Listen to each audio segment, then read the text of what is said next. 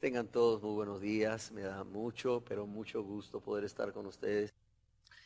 El día de hoy yo quisiera compartir con ustedes, con la ayuda de Dios y su palabra y su Santo Espíritu, una enseñanza o la primera de dos enseñanzas que he titulado "Y no queréis venir a mí". Y no queréis venir a mí. ¿De dónde he sacado este título? Este título lo he sacado de las propias palabras de nuestro Señor y Salvador Jesucristo. Palabras que salen como un lamento desde lo más profundo de su corazón. Y no queréis venir a mí. Y para esto quisiera invitarles a que juntos leamos en la Biblia, las Sagradas Escrituras, en el Santo Evangelio según San Juan, en el capítulo 5, en el verso 39 y 40, lo que el Señor Jesús decía a un grupo de judíos, a un grupo de fariseos.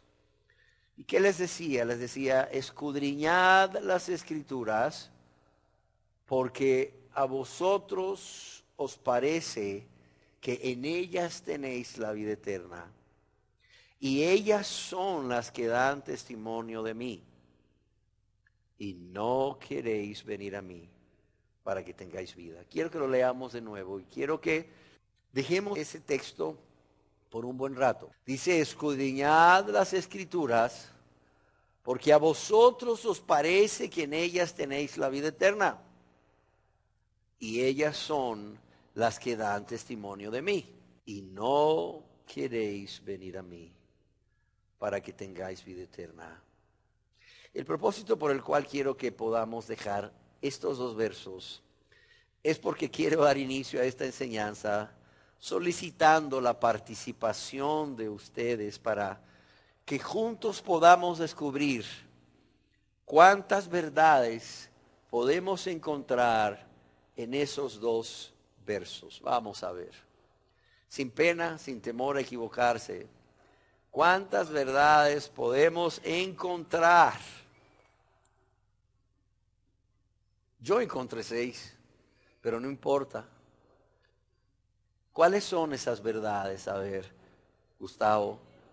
La primera es vida eterna. ¿En quién? En Cristo, una verdad. Escudriñad las Escrituras. Los judíos escudriñaban las Escrituras. Primer verdad, los judíos escudriñaban las Escrituras. Segundo, dicen por aquí, hay vida eterna en Cristo. ¿Cuál otra verdad?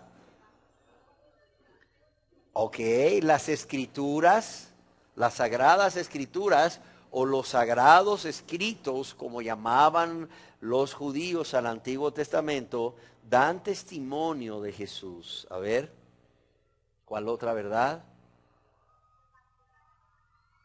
Jesús es la vida.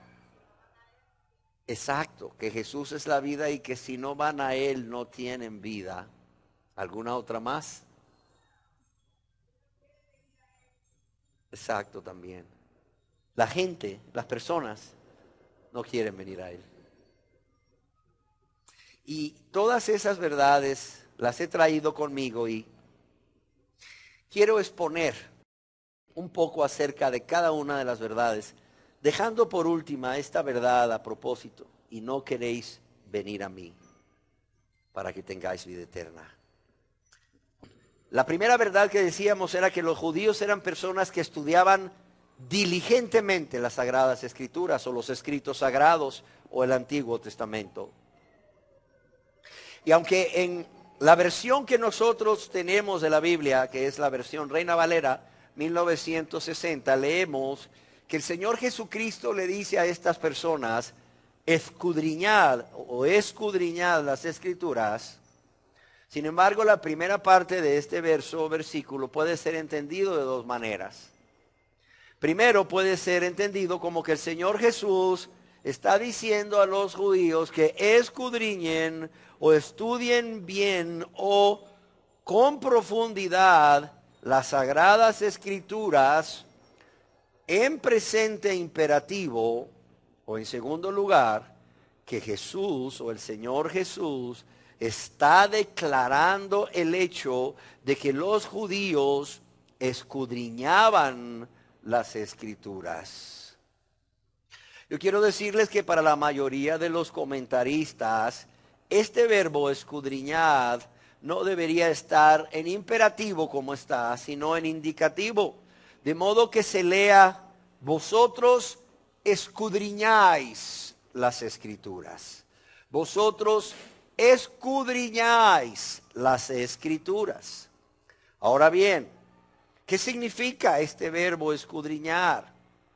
Este verbo significa el escrutinio o el leer, haciendo un estudio acompañado de una investigación profunda de las Sagradas Escrituras.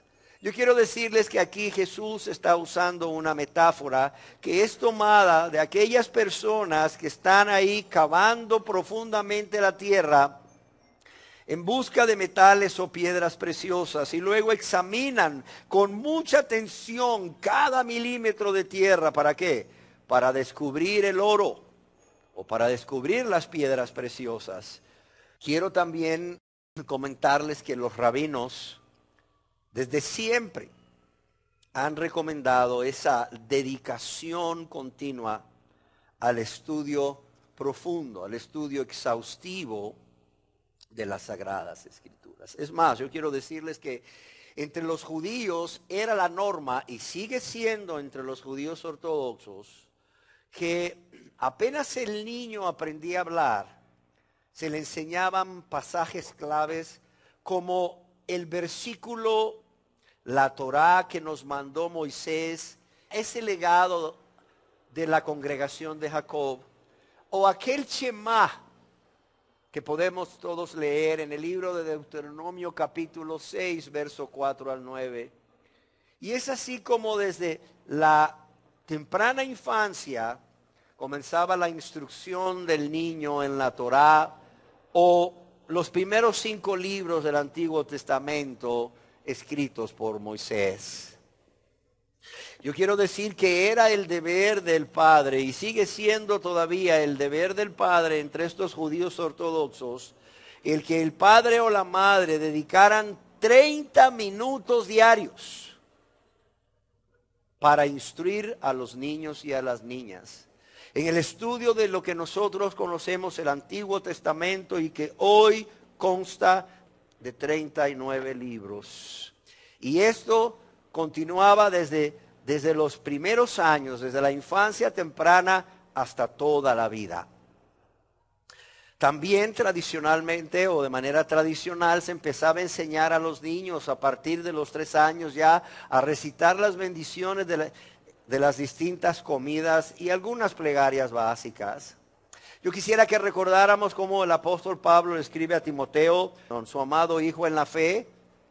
Allá, para los que les gusta anotar, en 2 de Timoteo, capítulo 3, verso 15, cómo desde qué edad de su vida, desde qué, desde la niñez, ha sabido que las Sagradas Escrituras.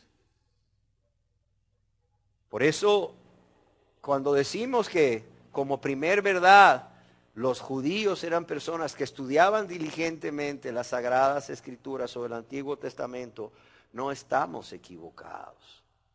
Segunda verdad, escudriñaban las Escrituras para encontrar la vida eterna. Yo quiero decirles que los judíos estaban confiados porque eran ellos los que habían recibido las palabras del Dios vivo y verdadero. Además, eran ellos como nación los que tenían la gran ventaja de contar con el Antiguo Testamento. ¿Por qué? Porque este Antiguo Testamento que así lo conocemos nosotros hoy. Antes para los judíos no había Antiguo Testamento y Nuevo Testamento. Era las Sagradas Escrituras o los Sagrados Escritos. Pero nosotros le llamamos el Antiguo Testamento. Ellos, al tener con ellos este conjunto de libros que hoy conocemos como el Antiguo Testamento, y al estudiarlos, Dios, por medio de su Santo Espíritu y su palabra, podía primeramente confrontarlos con sus pecados. Pero no solo confrontarlos con sus pecados. Dios podía llevarlos a reconocer sus pecados y de esta manera Dios podía llevarlos en su gran amor a reconocer su grande necesidad de el perdón de Dios. Yo quiero decirles que era un proverbio común entre los judíos y sigue siendo que el que tiene las palabras de la ley tiene la vida o tiene vida eterna. Pero tristemente estos judíos, en lugar de con humildad escudriñar los sagrados escritos para que Dios les confrontase con sus pecados y para obtener ese perdón a través de un sincero arrepentimiento y una súplica de perdón a Dios, ofreciendo aquello que Dios demandaba que se ofreciese por el perdón de pecados, estos judíos habían llegado a creer que con solo leer mecánicamente los libros del Antiguo Testamento, ya ellos estaban haciendo mérito alguno para alcanzar la salvación. Como tercer verdad decíamos que todo el Antiguo Testamento, como le conocemos nosotros, todo el Antiguo Testamento da testimonio de Jesús como el Mesías o como el Cristo, el Salvador que habría de venir. Más, yo quiero decirles que el propósito de los 39 libros del Antiguo Testamento es dar testimonio de Jesús como el Mesías, el Cristo, el Salvador. Alguien escribió: el verdadero valor de las Escrituras o los escritos sagrados reside en ese testimonio que precisamente dan de Cristo. Otro escribió: las Escrituras del Antiguo Testamento son el testimonio del Padre con respecto al Hijo. Y respecto a esto, en el Santo Evangelio según San Juan, capítulo 1, verso 45, leemos en donde Felipe, uno de los discípulos de Jesús, halló a Natanael. ¿Y qué le dijo Felipe a Natanael? Hemos hallado ¿a quién? A aquel de quien escribió ¿quién? Moisés en la ley, los primeros 5 libros del Antiguo Testamento, así como los profetas mayores y menores. A Jesús, el hijo de José de Nazaret. O sea, Felipe no dudó en quién era Jesús. Primeramente, ¿por qué? Porque él podía ver que Jesús era la persona de quien había escrito Moisés en la ley, así como los profetas. Yo quiero que recordemos cómo Jesús mismo, ¿verdad?, cuando habla con aquellos 2 discípulos que iban camino a Emaús después de su muerte, allá en el Santo Evangelio según San Lucas, capítulo 24, verso 25 al 27, ¿qué les decía el Señor Jesús? Entonces Él les dijo: oh insensatos y tardos de corazón para creer todo lo que los profetas han dicho. ¿No era necesario que el Cristo padeciera estas cosas y que entrara en su gloria? Y mire lo que dice el verso 27. Y Jesús, comenzando desde Moisés y siguiendo por todos los profetas, que les declaraba en todas las Escrituras lo que de él decía. De modo que es una verdad que todo el Antiguo Testamento da testimonio de Jesús como el Mesías o el Cristo que había de venir.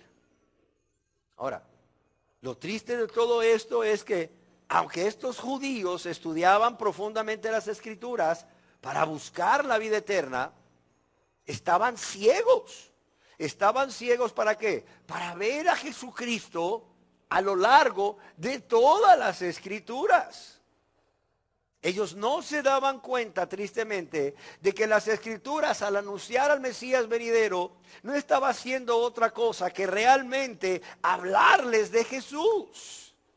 Y como alguien escribió, es terrible pensar que las personas, aún con las Escrituras en sus manos, con la Biblia en sus manos, pudiesen ser tan ciegos.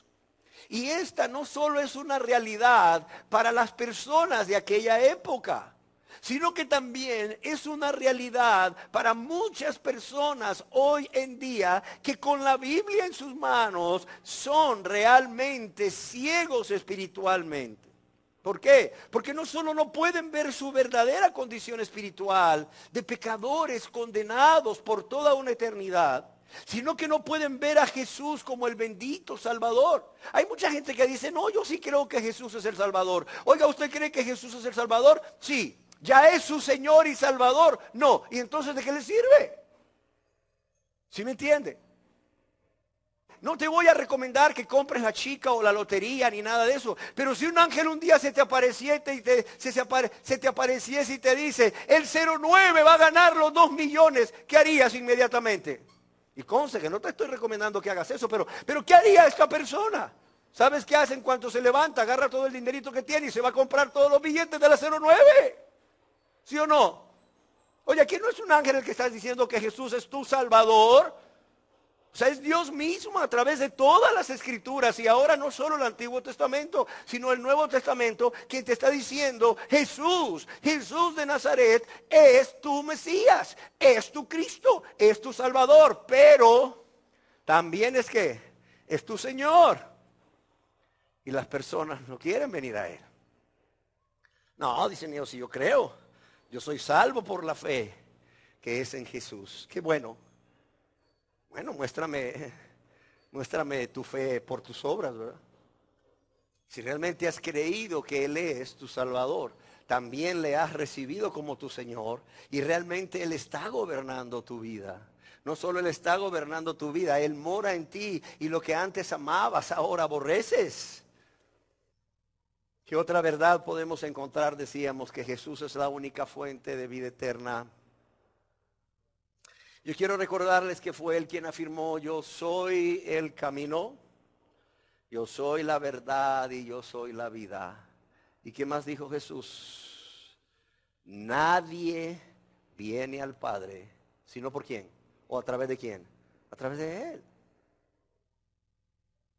Yo quiero recordarles también que el propósito del apóstol Juan al escribir el cuarto evangelio fue precisamente para que creamos que Jesús es el Cristo, el Hijo de Dios. Y para que creyendo tengamos vida en su nombre. ¿Qué otra verdad decíamos? Que se puede ser un estudioso de la Biblia, fíjese bien. Se puede ser un estudioso de la Biblia y obtener mucho, pero mucho conocimiento del estudio de ella. Sin embargo, no tener vida eterna. Cuidado, y lo repito, se puede ser una persona muy estudiosa de la palabra de Dios, de la Biblia, y se puede obtener mucho conocimiento de ello y sin embargo no tener vida eterna, no ser salvos, cuidado. Y la última verdad es, y no querían venir a Él para tener vida eterna.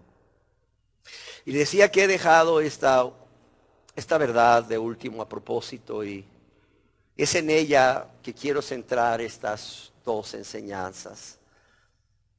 ¿Por qué razón? Porque yo quisiera que meditáramos, en primer lugar, en el dolor que seguramente había en el corazón de nuestro Señor y Salvador Jesucristo al pronunciar estas palabras. A ver, imaginémonos.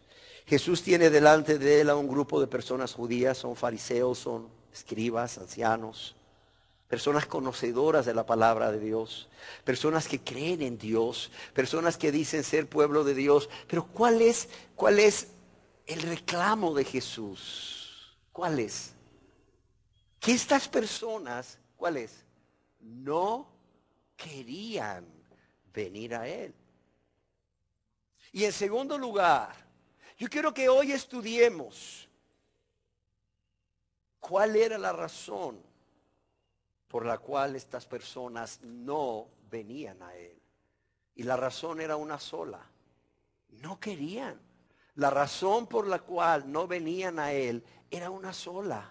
Porque no querían.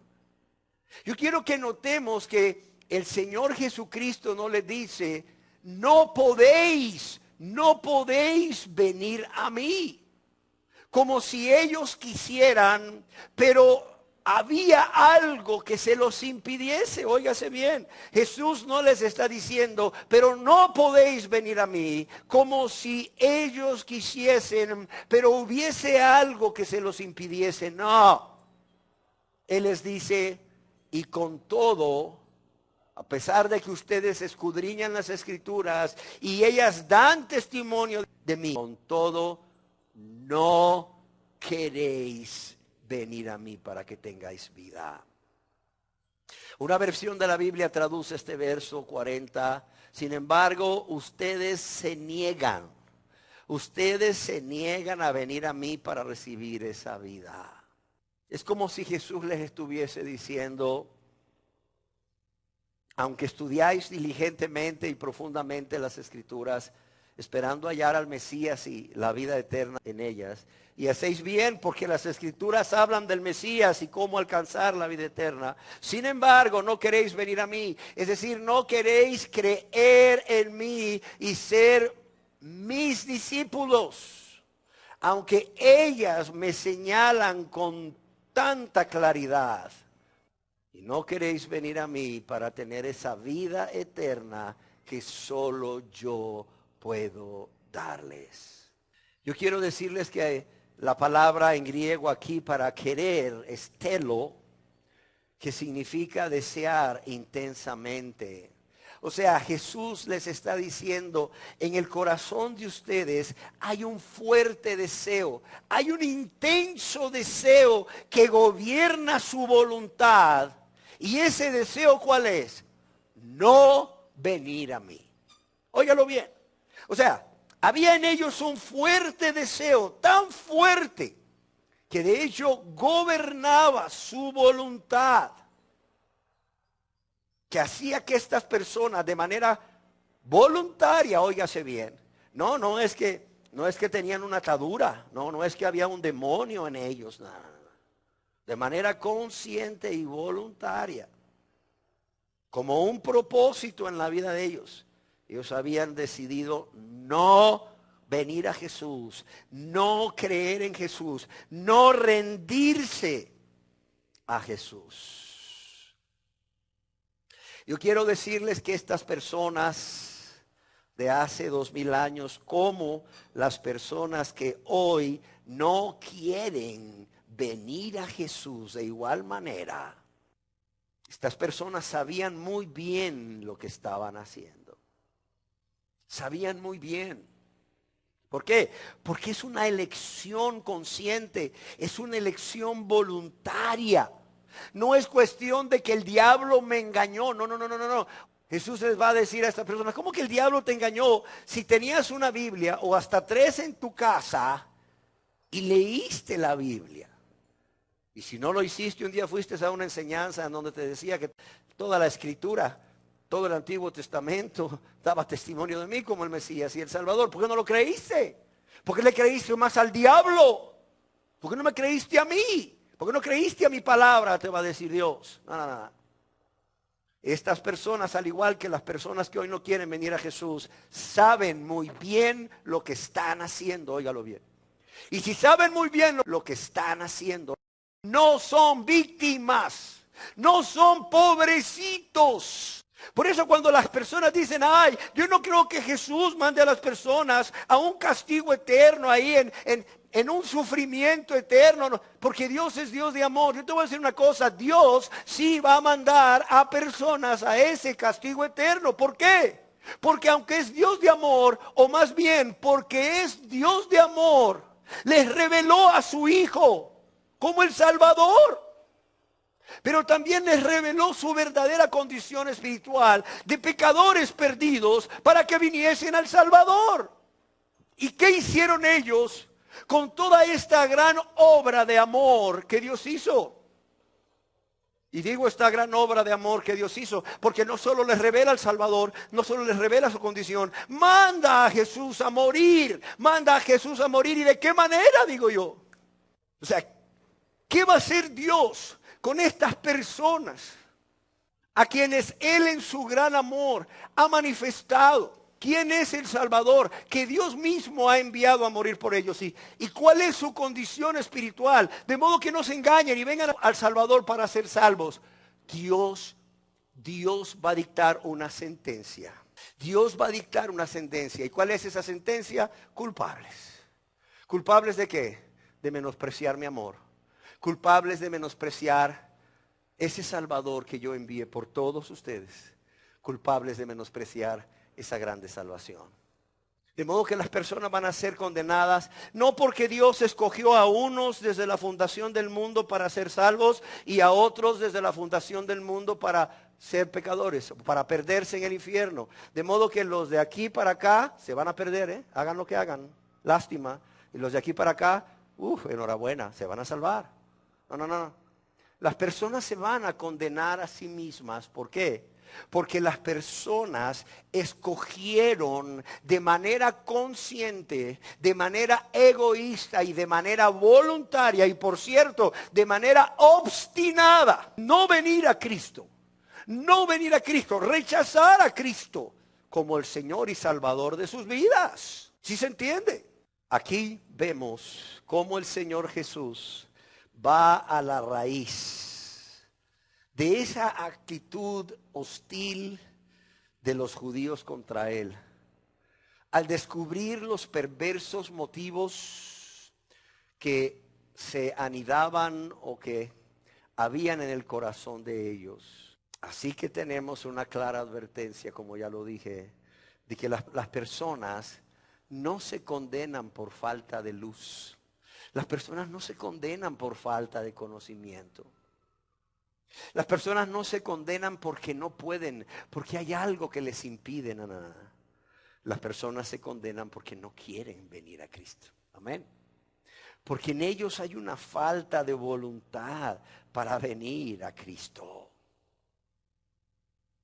Alguien escribió: la verdadera razón por la que las personas no reciben al Salvador no es porque no puedan comprender el Evangelio, y de esto yo siempre me encargo. Luego ustedes ven que hay personas que se me acercan para saludarme, para pedirme una cita. Yo les pregunto: ¿le fue de bendición la palabra? ¿Se entendió la palabra? ¿Quedó clara la palabra? Desde que mis hijas eran unas adolescentes, yo siempre les preguntaba al final de la enseñanza: ¿entendieron la palabra de Dios? ¿Qué quiso decirnos Dios hoy? Porque yo decía, si esta adolescente de 13 años entendió lo que Dios quería decirnos hoy a través de su palabra, un adulto de 40 con mucha más razón debe haberlo entendido.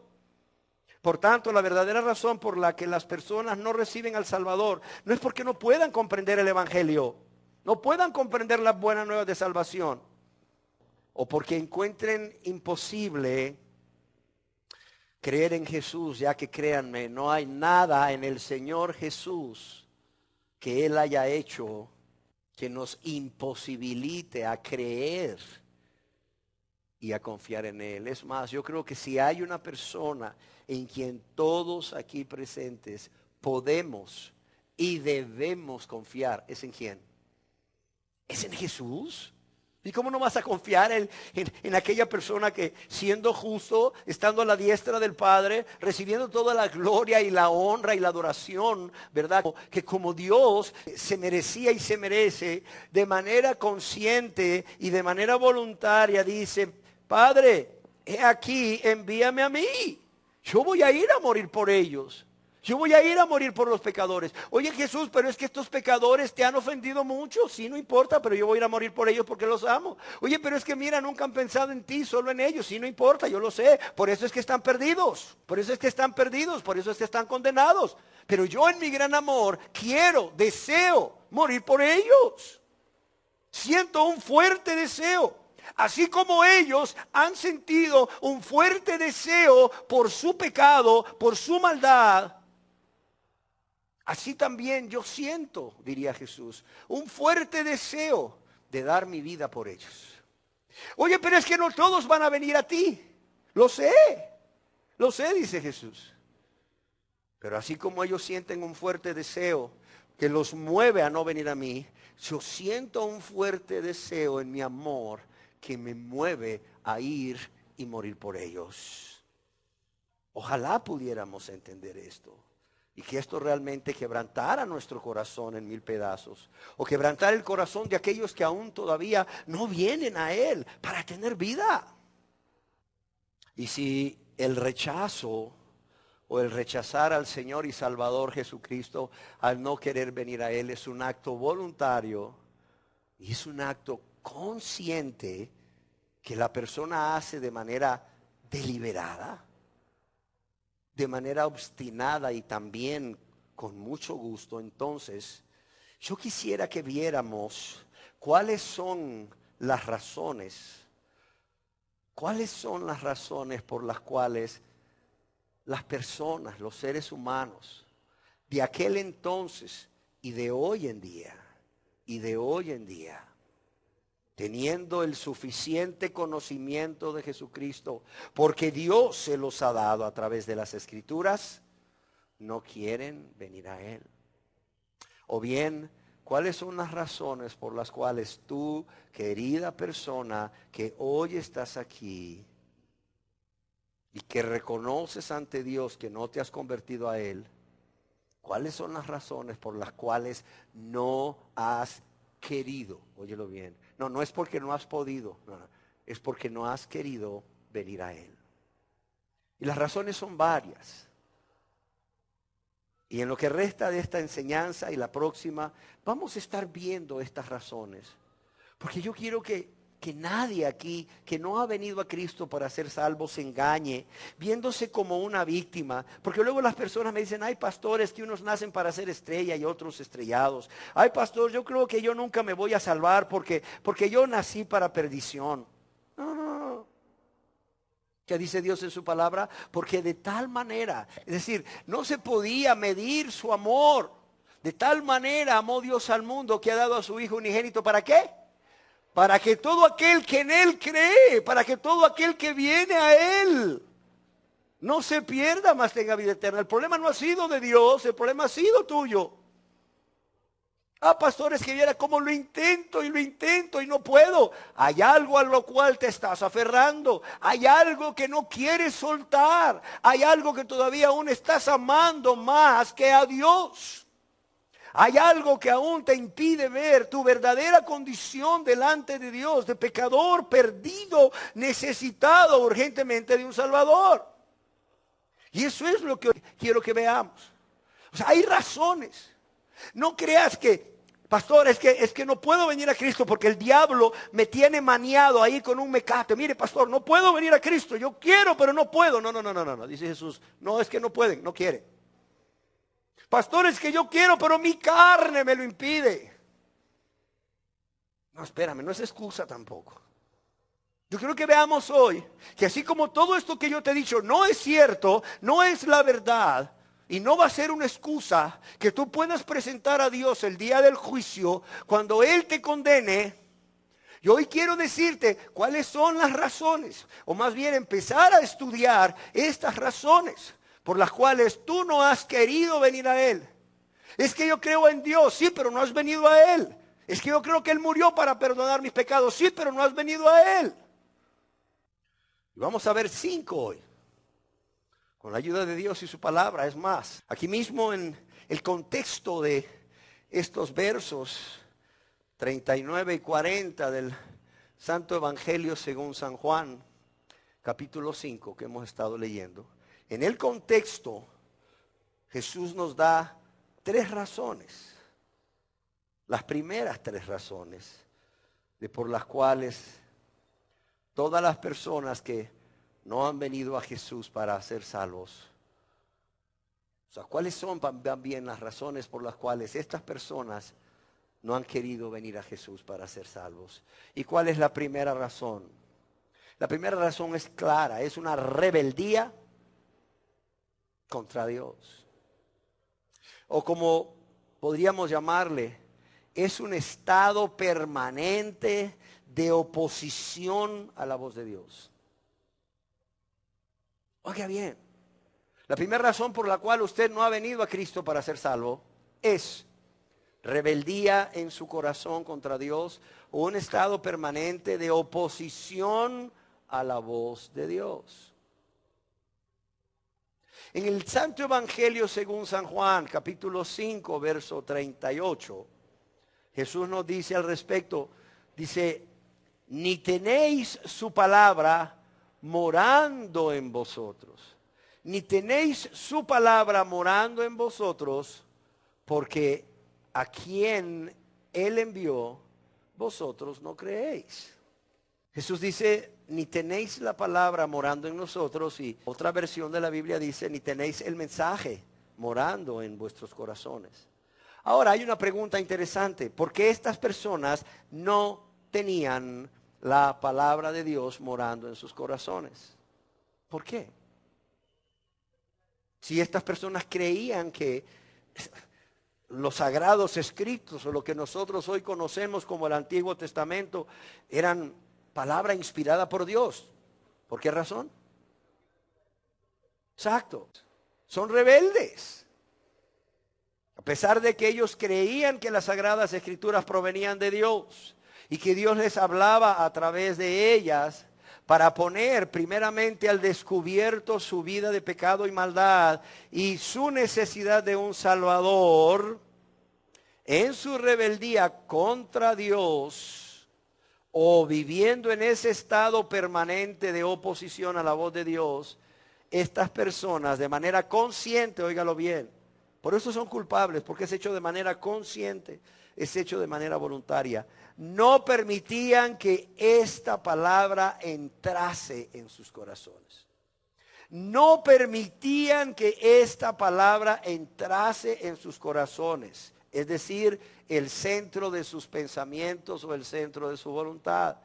En su rebeldía, estas personas no permitían que esa palabra hiciese nido o encontrase alojamiento en sus corazones. Si ellos hubiesen sido obedientes a la palabra de Dios y hubieran creído en las profecías acerca del Mesías, yo quiero decirles que ellos no solo habrían creído que Jesucristo es el Mesías esperado, sino que también hubieran venido a Él. ¿Para qué? Para tener vida eterna. De modo que, como alguien escribió, la condenación de una persona no se debe a la ignorancia de Dios o no se debe a la ignorancia del Evangelio. ¿Por qué? Porque Dios a todos, oiga bien, Dios a todos nos hace llegar de algún modo la luz del Evangelio, la luz que Cristo ha venido a traer. Sino porque en la rebeldía en que viven, estas personas cierran el paso a la verdad que trata de avanzar hasta el corazón. ¿Quién se enteró de la noticia de que Juan Gabriel, el cantante mexicano, murió? Levante la mano. Estaba en las primeras planas, ahí en la calle. No necesitabas comprar el periódico, solo pasabas por la calle y en esos grandes desplegados que el periódico pone para vender más. Ahí decía, murió el Divo de Juárez. Yo sé muy poco de él, pero alguien me comentaba aspectos muy interesantes de su vida. Me decía, este hombre, la verdad, de niño vivió una vida miserable. Este hombre fue abandonado por su padre. Su madre era una mujer muy pobre y su madre lo entregó a un orfanatorio. Y según decía esta persona que había leído acerca de Juan Gabriel, él le rogaba a su madre que no lo dejara en ese lugar, que aún en la pobreza de su madre lo tuviera con ella, pero su madre, pensando que era lo mejor para él, lo dejó en ese orfanatorio. Dice que no pasó mucho tiempo en que el niño se escapó de ahí. Volvió donde su madre y su madre nuevamente lo volvió a llevar. Entre los 3 y los 14 años se escapó finalmente para no volver. ¿Y saben en el hogar de quién cayó este joven, este adolescente? En el hogar de un pastor metodista. O sea, él estuvo viviendo un tiempo, ¿verdad?, con un pastor metodista y su familia, como miembro de su familia, en donde yo creo que este hombre compartió con aquel adolescente las buenas nuevas de salvación de Dios. Es más, se dice por ahí que este pastor trató de retener a Juan Gabriel que su nombre no era ese, pues después fue su nombre artístico. Trató de retener a este joven que hoy se conoce como Juan Gabriel, para que quedase viviendo con ellos, ofreciéndole un puesto, ¿verdad?, entre los jóvenes que participaban de la alabanza en la iglesia, por cuanto desde adolescente era notorio que tenía una voz privilegiada. Pero aún así, después de un tiempo de vivir con ellos, este joven se fue al mundo y alcanzó la fama en el mundo, alcanzó el éxito en el mundo, alcanzó la fortuna en el mundo, pero perdió su alma. Fíjate, su historia es una historia que confirma que la condenación de una persona no se debe a su ignorancia de Dios o del Evangelio, ya que Dios de alguna manera en su providencia divina se encarga que todos y cada uno de nosotros podamos enfrentarnos a esa información o podamos conocer esa información acerca de Dios, de su voluntad, acerca de las buenas nuevas de salvación que Dios nos ofrece y por qué nosotros necesitamos un Salvador para ser salvos. Amén. La segunda razón que Jesucristo nos da es que las personas no quieren venir a Él. Primero porque son rebeldes o viven en un estado permanente de oposición a la voz de Dios. Sino porque no aman a Dios. No, espérese ahí, predicador. ¿Usted qué sabe? Yo amo a Dios. No. Es entre Dios y yo, usted no sabe nada. Bueno, pongámote un termómetro ahí pues. Jesús dijo, el que me ama, mis mandamientos guardará. ¿Los guardas? Bueno, algunas veces sí, muchas veces no. Entonces no le amas. Porque el que me ama dice, mis mandamientos guardará. Le será un deleite guardar mis mandamientos. Le será algo muy deseoso guardar mis mandamientos, obedecerme, agradarme. Pero si para ti, o sea, no es un deleite, no es algo delicioso, por cuanto unas veces lo haces y muchas veces no, entonces dice Jesús, no te engañes, ni tratas de engañar al predicador, tú no me amas. Yo quiero que me acompañen aquí al Santo Evangelio según San Juan, capítulo 5, verso 42. ¿Qué les dice el Señor Jesús a estos judíos que no querían venir a Él? Oiga bien lo que les dice a estos judíos que no querían venir a Él de manera consciente y voluntaria. Mas yo os conozco, dice, que no tenéis ¿qué? No tenéis amor de Dios en vosotros. No tenéis amor de Dios en vosotros. Y aquí los estudiosos dicen que amor de Dios significa no el amor de Dios para nosotros, sino el amor de nosotros para con Dios. Amén. ¿Qué es lo que les está diciendo Jesús? O sea, yo sé quiénes son ustedes, yo los conozco y yo cuando veo en sus corazones, yo veo que ustedes no tienen amor para Dios. Y nuevamente vemos aquí en esta segunda razón cómo el Señor Jesús nuevamente va a la raíz. Va a la raíz de por qué las personas no querían venir a Él ni quieren venir a Él hoy en día. Y es que la razón de por qué tantos menosprecian a Cristo y no quieren venir a Él es porque sencillamente no aman a Dios, aunque digan amarlo, no aman a Dios.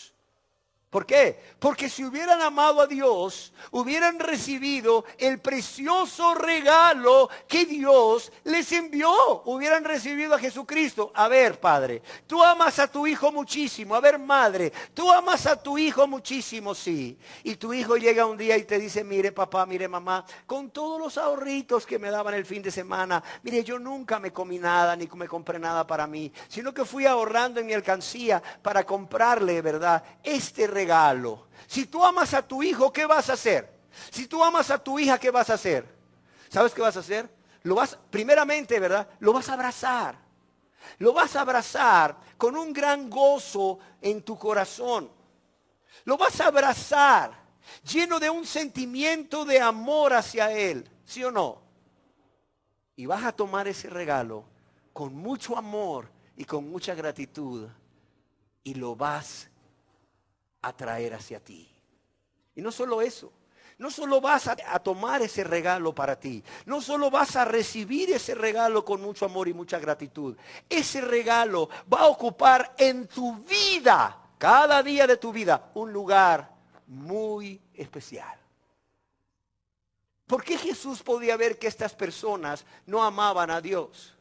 Porque si hubieran amado a Dios, repito, hubieran amado y hubieran recibido el precioso y bendito regalo que Dios les estaba dando, como es la persona de nuestro Señor y Salvador Jesucristo. ¿Sí o no? ¿Y por qué no amaron a Dios? La respuesta es una sola. ¿Saben por qué? Porque estaban tan llenos de amor por ellos mismos como hoy en día. Y no solo estaban tan llenos de amor por ellos mismos como hoy en día, sino que están tan llenos de amor por otras personas y cosas. De modo que en sus corazones ya no hay lugar. Ya no hay lugar para amar a Dios y a Jesús, que es Dios. Amados, yo quiero repetir lo que alguien escribió a modo de advertencia. No pensemos que podemos engañar a Jesús con falsas profesiones de fe. No pensemos que es suficiente con, quizás movidos por la emoción o los sentimientos, en tu silla o pasar al frente y repetir una oración de aceptar a Cristo como tu Salvador. No, espera. No pienses que es suficiente. Realmente, ¿qué hay en tu corazón? ¿Por qué digo esto? Porque tristemente la mayoría de las personas que en su asiento, en algún lugar o aún, ¿verdad?, pasando al frente para repetir, quizás muy emocionados, la oración del pecador o del penitente, la oración de recibir a Jesús como su único y suficiente Salvador. ¿Sabe qué llevan en su corazón? Rebeldía.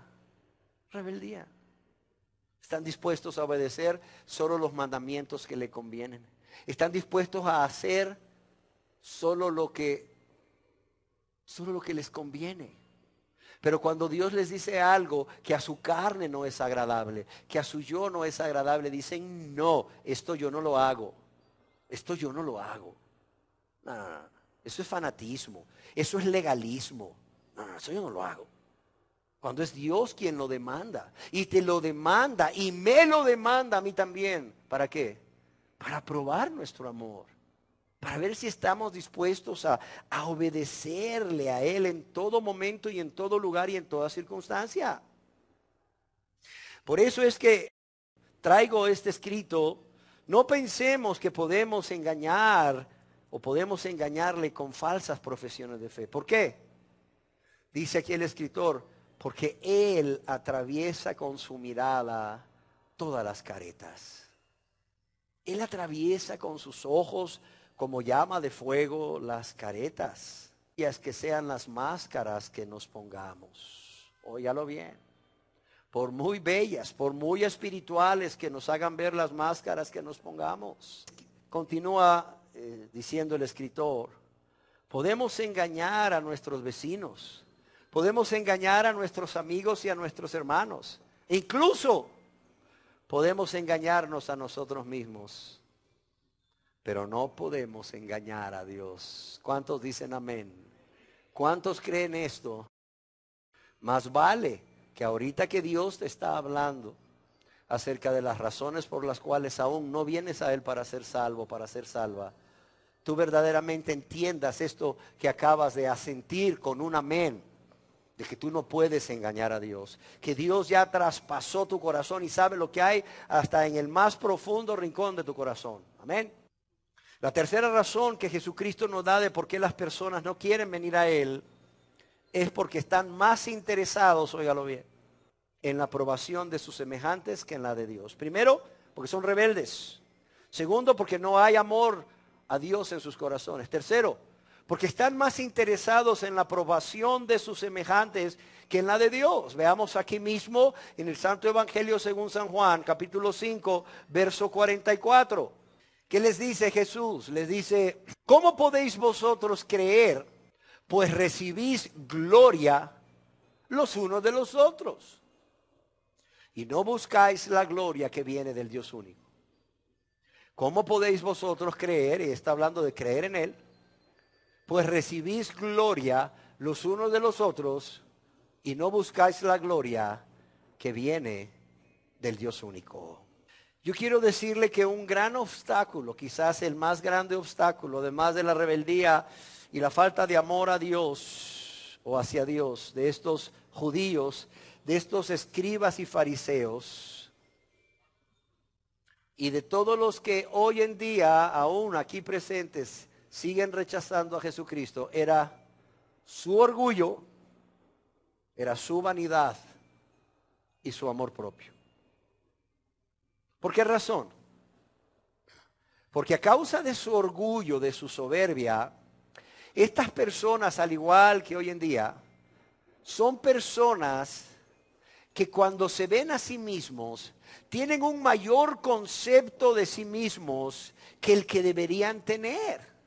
Y es por esta razón que estas personas se creen buenos, sí, se creen buenos, se creen justos ante Dios.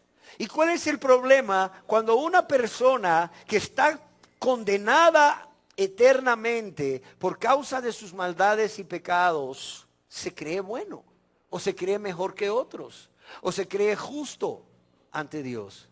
¿Cuál es el problema? El problema es que esta persona no va a ver su urgente y su grande necesidad de el Salvador. Y como no va a ver o no va a estar consciente de su urgente y su grande necesidad del Salvador, va a menospreciar al Salvador, lo va a menospreciar, va a despreciar a Jesús y no va a venir a Él. Ahora bien, esto es por causa de su orgullo, pero ¿qué por causa de su vanidad y amor propio? Estas personas, al igual que hoy en día, por causa de su vanidad y amor propio, estaban más interesados en la aprobación de sus semejantes que en la aprobación de Dios. ¡Qué triste! Les importaba más lo que las personas podrían pensar de ellos que lo que Dios ya estaba pensando de ellos. Además, estas personas tenían miedo de que sus familiares y amigos, o qué iban a decir sus familiares y amigos, o qué iban a hacer con ellos sus familiares y amigos, si ellos abandonaban esa religión del judaísmo por convertirse en discípulos de Jesús. ¡Qué triste! Por tanto, como les importa mucho el qué dirán, ¿qué pasa? No estaban dispuestos a soportar la burla, el sufrimiento que les vendría si ellos decidían convertirse en seguidores de Jesús. Yo quiero decirles algo y óiganlo bien. Cuando una persona valora más la alabanza de los hombres o se preocupa más por lo que van a decir las personas a su alrededor de él o de ella, que lo que ya Dios piensa o ha dicho de él o de ella a través de las Sagradas Escrituras. Cuando una persona tiene miedo de lo que las demás personas puedan decir o hacerle, estas personas no pueden ser salvas. ¿Por qué razón? Porque para creer en el Señor Jesús, uno debe, fíjese bien, uno debe de desear más la aprobación de Dios que la de ninguna otra persona. En otras palabras, uno debe estar más centrado en lo que Dios opina de nosotros como pecadores a través de la Escritura y de cuál es el fin eterno de todo pecador a través de la Escritura, que en lo que las personas vayan a decir o hacernos si decidimos convertirnos a Dios.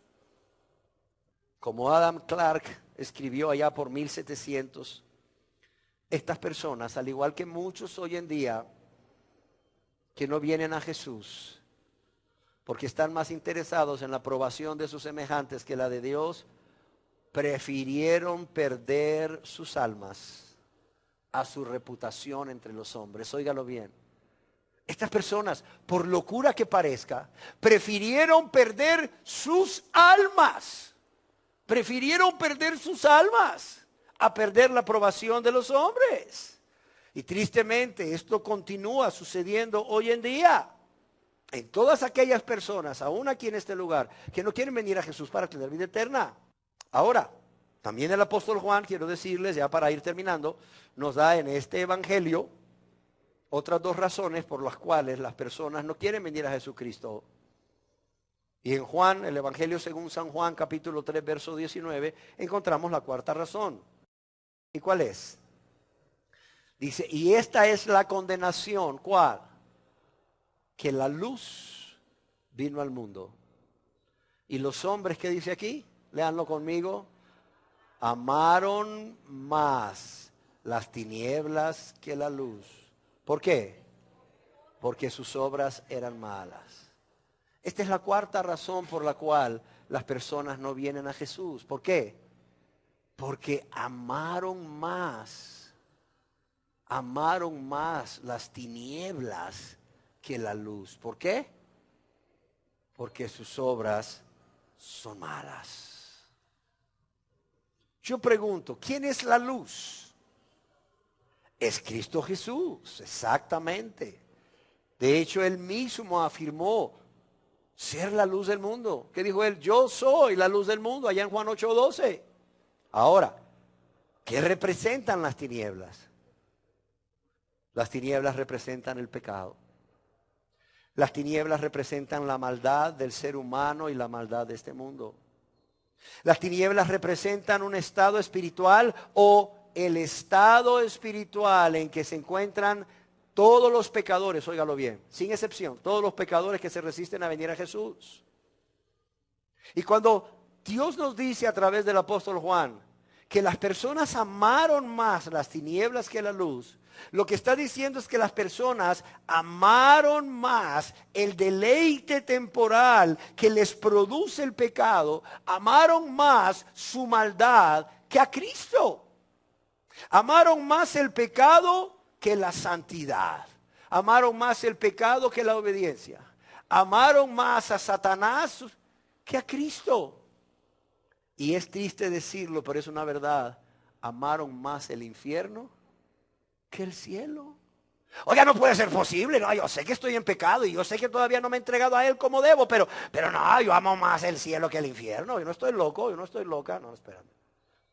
Cuando tú de manera consciente y voluntaria decides amar más las tinieblas que la luz, más el pecado y tu maldad que a Cristo,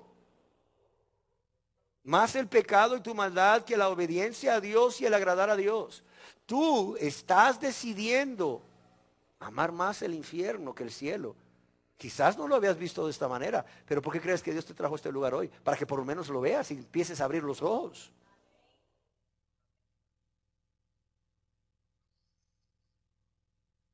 Yo considero muy importante que quede claro a todos los aquí presentes que todas las personas que por esta razón no quieren venir al Señor Jesús han tomado una decisión, y lo digo nuevamente, de manera consciente y voluntaria. Ya no digas el diablo me empujó y caí. Nada.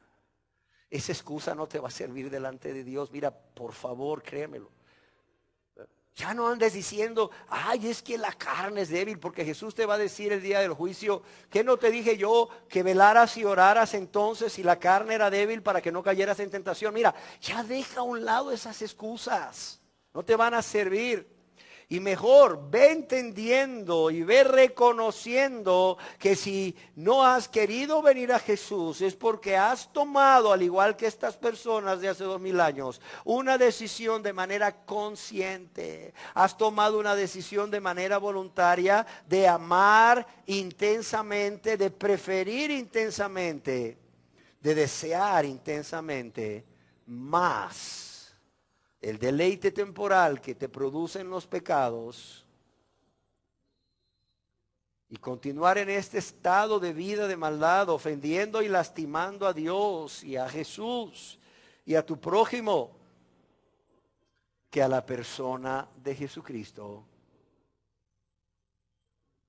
Y has amado más la maldad y el pecado que convertirte a Jesús o a Dios a través de un sincero arrepentimiento y una súplica de perdón a Dios.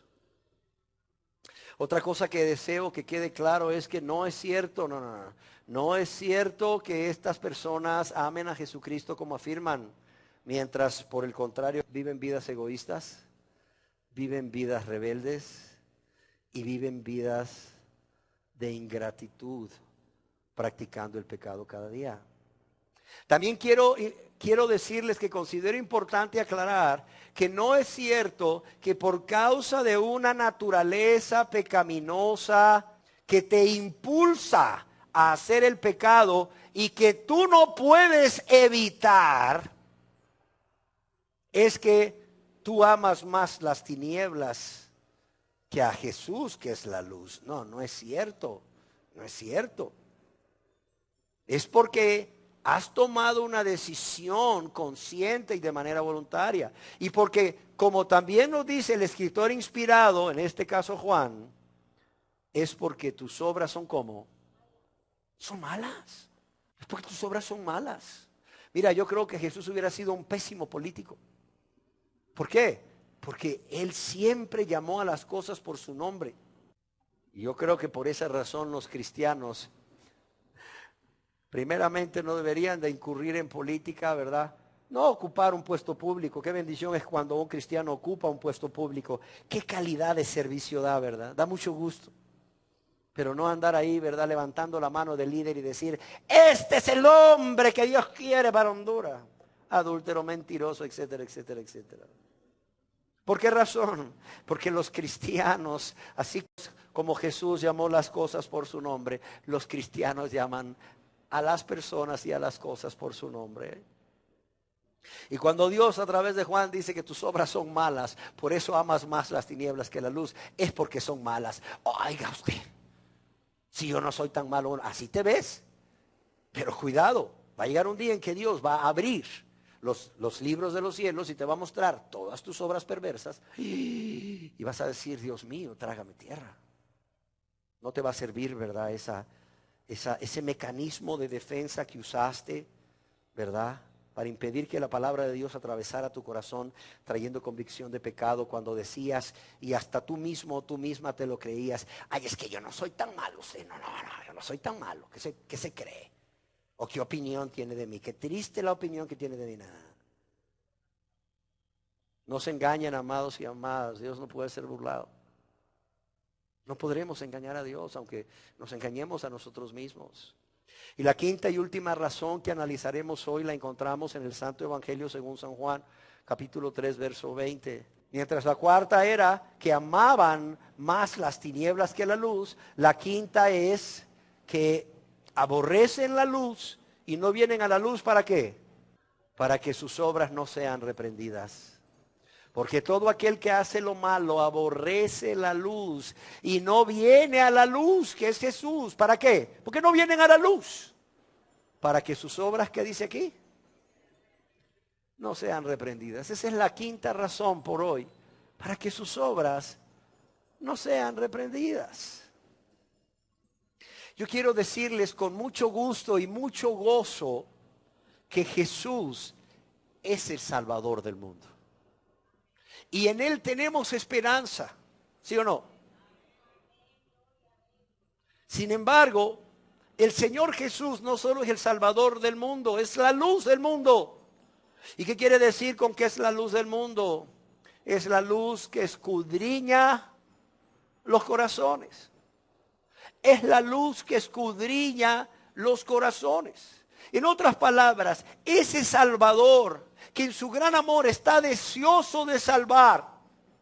Cuando una persona viene a Él para alcanzar la vida eterna que es a través de la fe en Él, ¿sabes qué? Jesús no puede evitar ver a esa persona y ver su corazón y lo que hay en su corazón. No sé si me explico. Es como que tú vengas a mí a solicitarme algo y en la medida que te pones delante de mí, yo no voy a poder evitar ver cómo andas vestido, cómo andas tu cabello, qué ropa traes. ¿Sí me entiendes? O sea, mucha gente quiere venir a Jesús para que Jesús le lave y le limpie de todos los los pecados, pero no quieren que Jesús saque a la luz todo lo que hay en sus corazones. Ahora yo quiero decirte algo, eso no va a suceder nunca. Si tú vienes a Jesús para que te lave y te limpie de todos los pecados, debes de estar dispuesto, debes de estar dispuesta a que Él, como la luz del mundo que es, escudriñe tu corazón. Allá en el Evangelio según San Juan capítulo 2 versos 24 y 25 leemos que Jesús mismo no se fiaba de algunas personas. ¿Por qué? Porque Él conocía a todos. Y no tenía necesidad de que nadie le diese testimonio del hombre. ¿Por qué? Porque Él sabía lo que había en el hombre. Y esto es precisamente lo que sucedió al joven rico. ¿Se acuerdan? ¿Se acuerdan del joven rico? Aquel joven que vino corriendo a Jesús e hincando la rodilla le preguntó, maestro bueno. ¿Qué le preguntó? Maestro bueno, ¿qué? ¿Qué haré para heredar la vida eterna? O sea, este hombre sabía que algo le hacía falta. Este hombre sabía porque Dios en su gran amor se lo manifestaba a través de su conciencia que no tenía la vida eterna.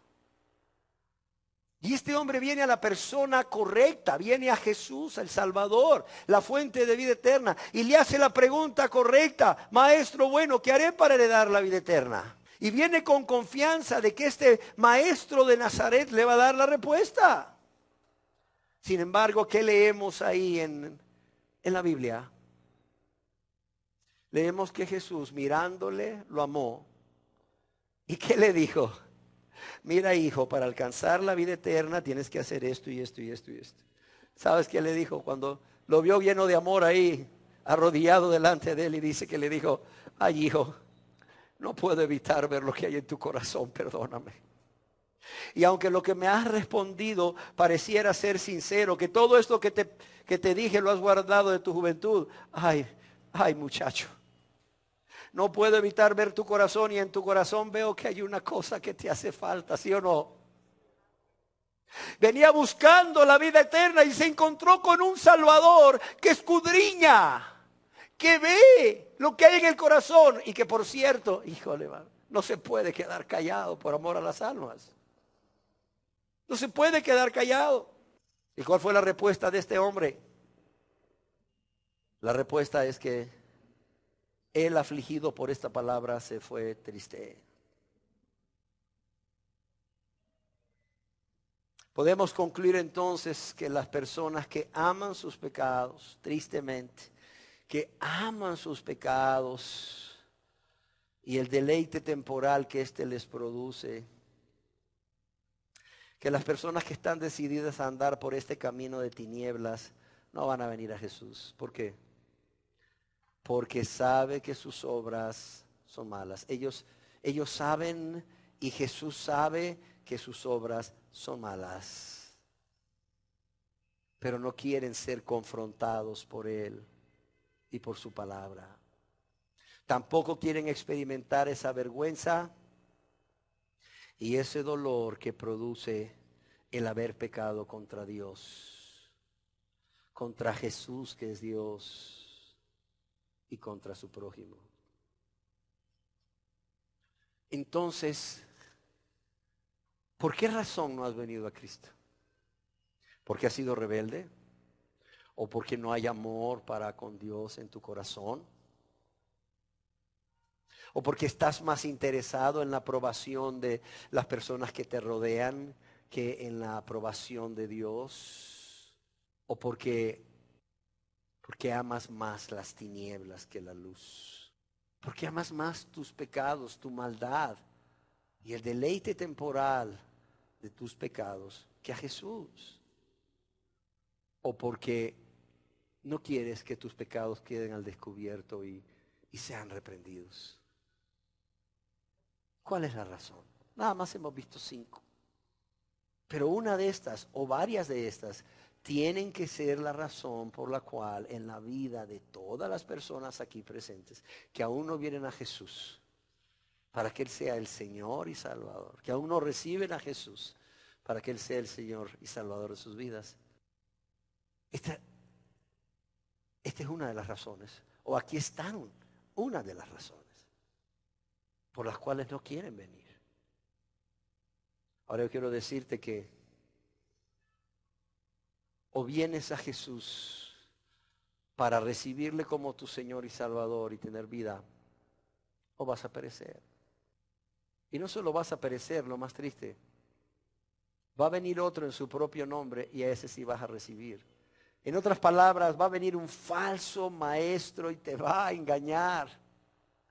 Va a venir un falso maestro con una falsa doctrina y ese sí te va a engañar y a ese sí vas a recibir. A veces yo me pregunto, Señor, ¿cómo es que esta persona tan brillante pudo haber caído en esta secta? ¿Cómo es que este hombre o esta mujer, dotados de tanto conocimiento y sabiduría, hoy pueden estar ahí siendo instruidos a los pies de un falso maestro, de un falso apóstol, tragándose, comiendo la falsa doctrina? ¿Sabes por qué? Porque Jesús mismo, te lo voy a leer aquí en el Evangelio según San Juan, capítulo 5, verso 43, dice: yo he venido en nombre de mi Padre y no me recibís por cualquiera de estas 5 razones que hemos visto hoy. Si otro viniere en su propio nombre, a ese recibiréis. Qué triste. Cuidado, cuidado. Leyendo esto, el Señor me hizo ver que las personas que hoy están bajo un falso liderazgo, bajo un falso maestro, que están siendo discipulados bajo un falso maestro, que están en una secta, no son pobrecitos. Son personas a quien Dios les dio en su gran amor la oportunidad de tener la revelación de Dios por medio de su palabra, de cuál era su condición, de cuál era su más grande necesidad, pero de cómo Él había enviado un Mesías y el Mesías ya había venido y ese Mesías era y es Jesús, que también es Señor. Pero quisieron solamente hacerle el Salvador de sus vidas, sino el Señor. Y Cristo no puede ser dividido. O le recibes como Señor y Salvador, o no le puedes recibir como nada. ¿Y qué pasó entonces? Por cualquiera de estas razones, por rebeldes, porque no había amor de ellos para Dios,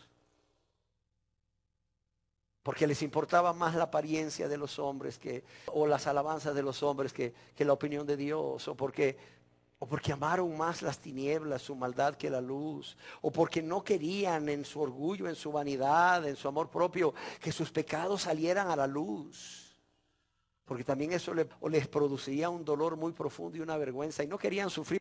Dice Dios, estas personas no solo no se van a salvar, van a terminar en una secta, van a terminar sus últimos días de vida en una secta, siendo explotados, siendo engañados y siendo usados tristemente para ir a engañar a otros que también no quisieron venir a Jesús por cualquiera de estas razones. Qué triste, ¿verdad? Pero es la realidad. Demos gracias a Dios. Señor, gracias te damos por tu amor y misericordia. Gracias te damos por recordarnos a los que ya nos hemos convertido que tristemente por una de estas razones muchas veces, Señor, te menospreciamos no queriendo venir a ti. Pero Señor, un día esa voluntad fue quebrantada por tu amor. Un día esa voluntad fue quebrantada por tu compasión. Y decidimos rendirnos. Pero ¿cuántos pueden haber aquí, Señor, que aún no se convierten a ti? Que creen en ti, que creen en tu palabra, que creen que Jesús es el Salvador del mundo, que creen que en Jesús hay perdón de todos los pecados, pero no quieren venir a Él. No quieren venir y rendirse a Él como lo que es, Señor y Salvador. Y son rebeldes.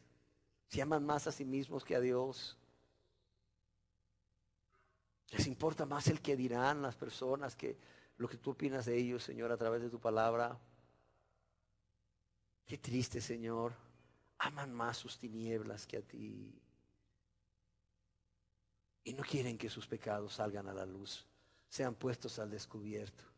Cuando olvidan que un día, en el día del juicio del trono blanco, Señor, tú vas a sacar a la luz todos esos pecados, Señor. Wow, tú vas a sacar a la luz todos esos pecados, todos y cada uno de los pecados que cometieron. Y ahí van a estar millones y millones de personas, Señor. Pero ya será demasiado tarde. Cuando tú quisiste cubrir esos pecados con tu sangre preciosa, ellos no quisieron que primero fueran descubiertos por ti, para después tú cubrirlos, Señor. Qué triste. Señor, pero yo te ruego que esta actitud cambie, que estas razones desaparezcan en la vida de estas personas, para que realmente puedan venir a ti, Señor, y convertirse a ti por amor y gratitud. No solo por amor y gratitud a ti, sino por amor aún a sus almas, Padre, y a la de sus seres queridos. Yo te lo ruego en el nombre precioso de tu Hijo amado Jesús. Amén. Amén.